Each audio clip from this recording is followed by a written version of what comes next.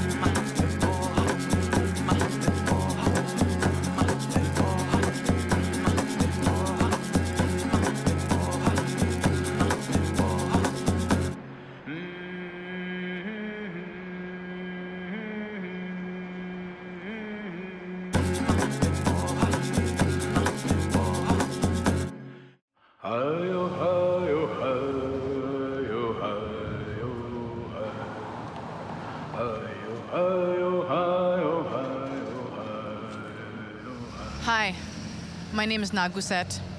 This week we're featuring Ernest Webb, a filmmaker and an artist. Also, we have wtih Horn, an actress from Kahnawake, as well as aspiring filmmaker Carolyn Monet. And this is Indigenous Power.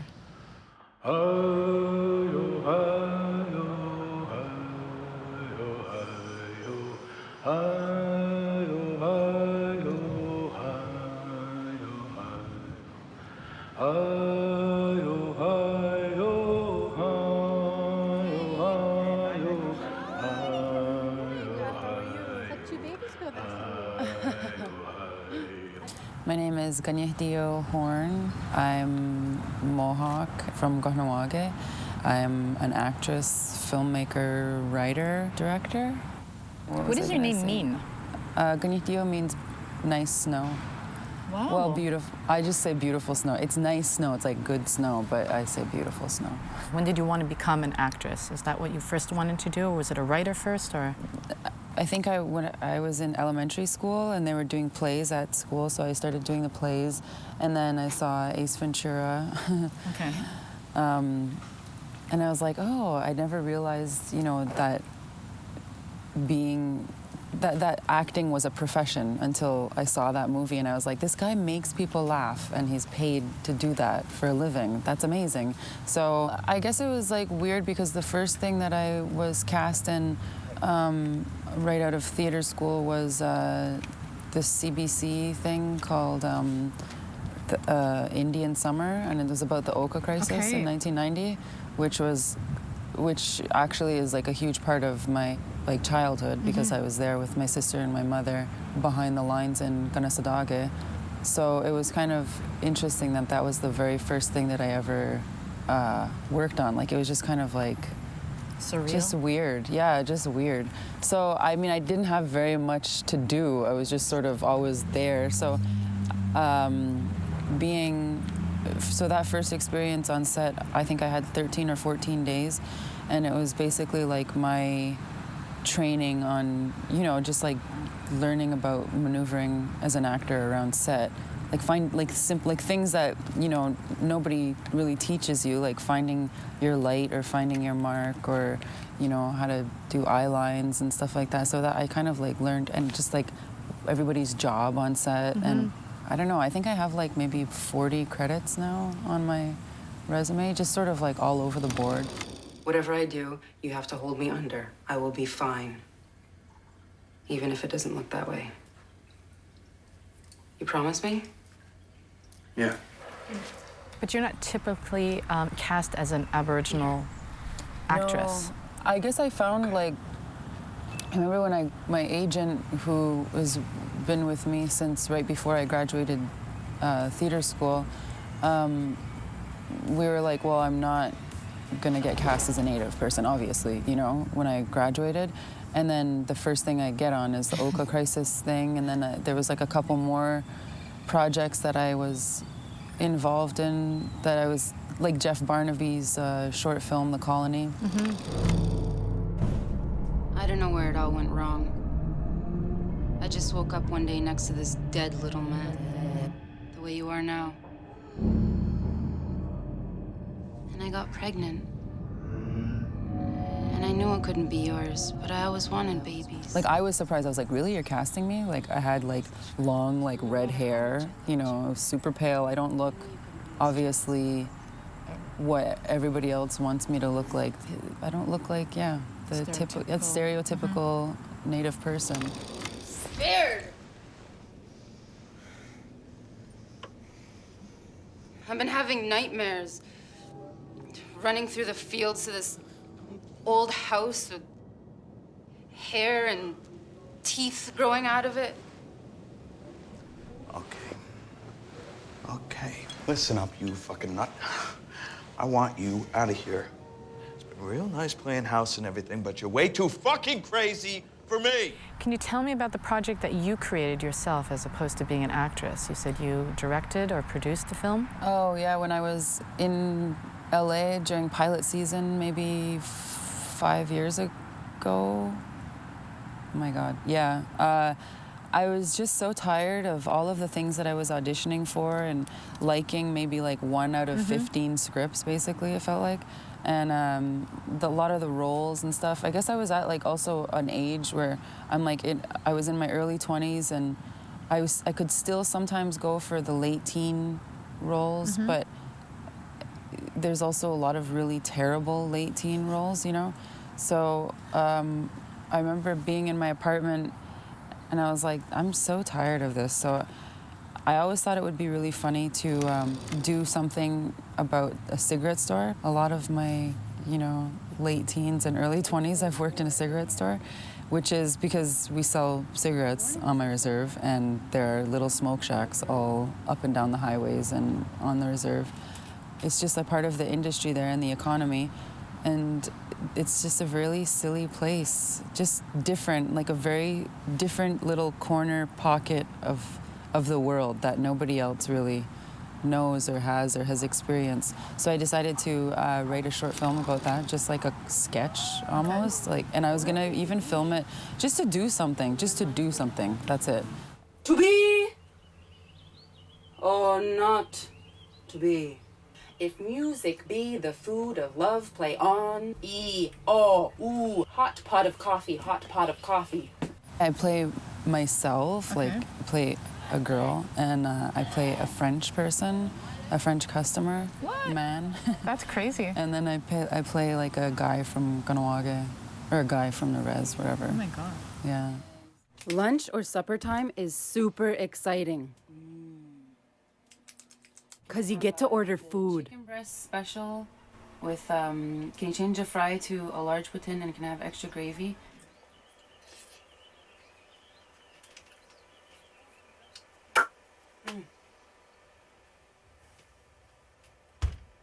Well, so it was really nice just because the theater school that I went to, we also learned how to build sets and how to, you know, work with sound and how to, you know, sort of an appreciation for all the technical aspects that go into this whole business. And so it was nice to be able to do something and play another part other than just actor, you know. I mean, I did like catering. I did. Oh my gosh. Well, I made sure everybody was fed. I did costume props. Somebody else did makeup, but I did hair, I think. So it was nice because I felt like all those skills and, you know, being able to be part of something and not just have one role and totally be happy doing all of the other. I loved the stress of it. I mean, it was stressful, but it was really, really fun, you know? So I did that and I won a couple of awards for it. Are you serious? Yeah. Oh my gosh. Best comedy short at the Yorkton Film Festival. And Where do you see yourself in 5 years or 10 years in the future? in 5 years, I hope to be making that movie or like getting, you know, millions of dollars to make that movie. Y'all heard that? She wants millions of dollars. Send it to her. Well, I would love to do it, you know, like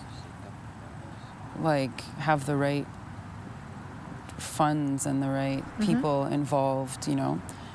you don't always have to have a mission. You can just do something because you want to do it. Like, I'm not trying to change the world with the films that I make, but if I can make some people laugh, or, you know, like, I don't have an agenda behind everything. Don't let it define you, like who you are. Like, I'm not just an actress, I'm so much more. There's so many more things that I am, and so many more things that I want to do, and I want to and do it for the right reasons, and make sure you know what those reasons are.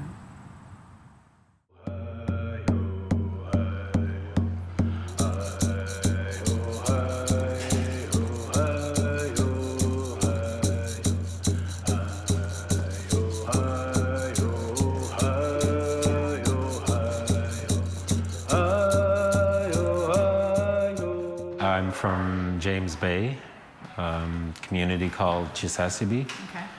Used to be Fort George, but we moved the town due to the dams that they built on our river. And so that's where I grew up. And in 87, summer of 87 is when I moved to town here in Montreal. Okay. When I told people I'm going up north, I'm going home, I'm going up north, they would say, "Oh, are you going to Tremblant?"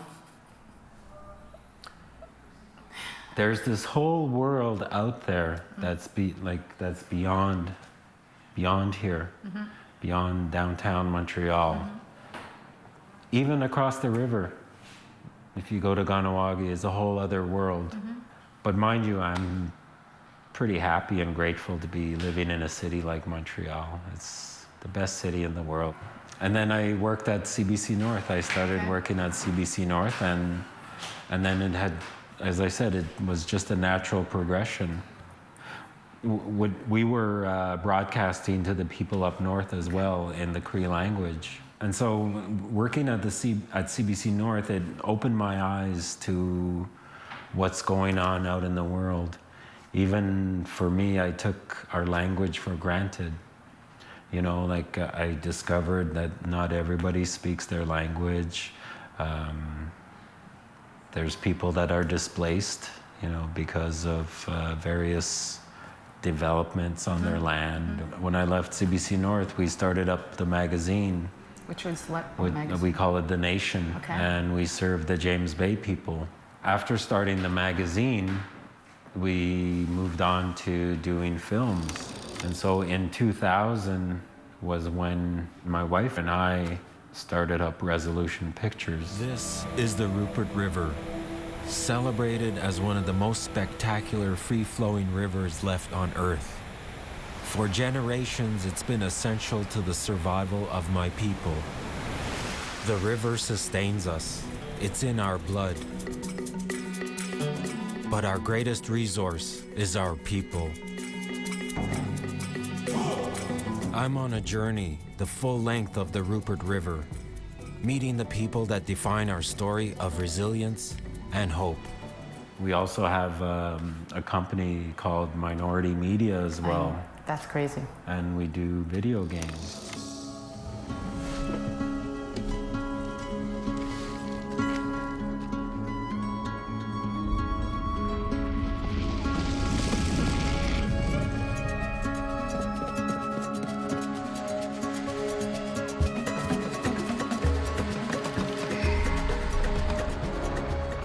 In terms of films, I would love to do a feature film based on our legends. And so I would love to be able to put together a saga, like a whole, almost like condensing, because there's a whole series of legends that we have, which were told in the cold winter nights. You know, because the days are pretty short up north. And so traditionally they were only told in the wintertime. Okay. And so they've been passed down from countless generations. And so they deal with a lot of issues. They deal with social issues. They deal with wrongs that were done to people, and how revenge was taken or justice was sought, you know. And there's a lot of anamorphic characters in those legends as well.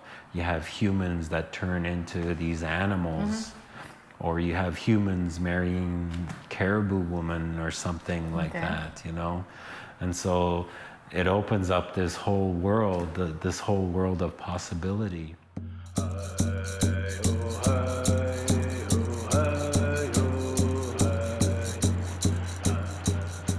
My name is Caroline Monet, and I'm Algonquin. My mom is Algonquin and my dad is French, and I live in Montreal.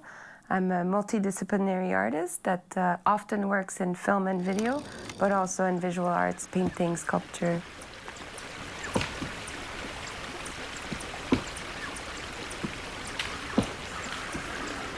And right now, these days, I've been working a lot in cinema and working on this project that's been taking a lot of my time. It's a film commissioned by the Imaginative Film Festival in Toronto. And I'm part of this Embargo Collective where we're 5 women filmmakers that challenge each other to step outside of our comfort zone for the next film that we will make. I don't necessarily make films with Indigenous content just because it has to be screened at an Indigenous festival or because I'm Indigenous. I think exactly without necessarily putting Indigenous content, I can still contribute to Native cinema, or without really pointing the finger on cultural references, it still contributes to Native cinema. And I think that's a really important thing, especially today where we move away a little bit from stereotypical stories or images of Native people, and now we just express ourselves as Native people, and I think that's a difference. I applied through the Winnipeg Film Group in Winnipeg to do a first film, which I had full creative liberty to do whatever I wanted. And I did the first film in 2009 titled Ikwe, which means a woman in the Algonquin language.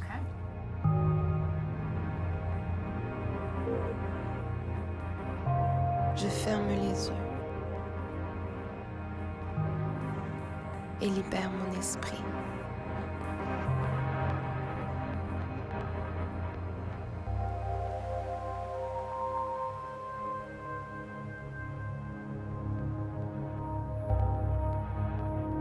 Les murmures de la lune me dictent les coutumes. And that film, I really enjoyed the process, and the film traveled to festivals, got recognition, so it really encouraged me to keep going with that, and kind of dropped out of school to keep making films. And I mean, it just, projects after projects, I've been learning how to craft films and just be involved with it, and every aspects of it, camera, editing, sound, and except for this imaginative film that I'm working on, usually I pretty much do everything on the film and kind of wear many hats and like to have control on the experimentation. I like the process of making a film. How many films have you done so far? I've done about 5 films. In 4 years, or since 2009.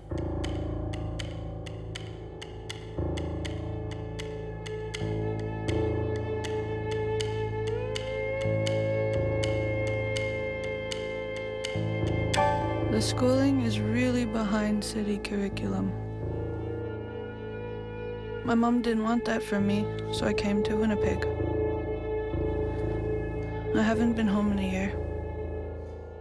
Where do you see your future in film? Well, right now it's a bit complicated to really know what my future is going to look like, because I've really enjoyed fiction, and I think there's many possibilities with fiction, and having actors do what you tell them to do, or to write a story, to especially have a crew to help you achieve that vision or that story. That's something that really interests me, and I see where I could go with that, and where I could bridge the experimental form that I like and bridge it with the fiction, and trying to kind of put them together and create a new kind of cinema or a new kind of way of crafting things. I always thought that, you know, to get into this industry, you have to go to school and you have to study, and you're telling me that you were able to find just through your arts. So do you have any words of wisdom or any words of experience? In my case, I learned by doing, and I think that's the most important advice I can give to anybody is just do it. If you have an idea, don't wait for an opportunity to do it, or don't wait for it to come to you. Just go out and film, use a camera. Today it's so easy. Everybody has cell phones, cameras. We all know people that have an editing software. So it's really easy to just make it happen, and then learn how to get better at it, submit to festivals, and you never know, you might have a brilliant film in your hands and then get recognition and be able to apply for money to make a bigger project, and it just adds and adds and adds. Thank you for watching this week's episode of Indigenous Power. See you next time.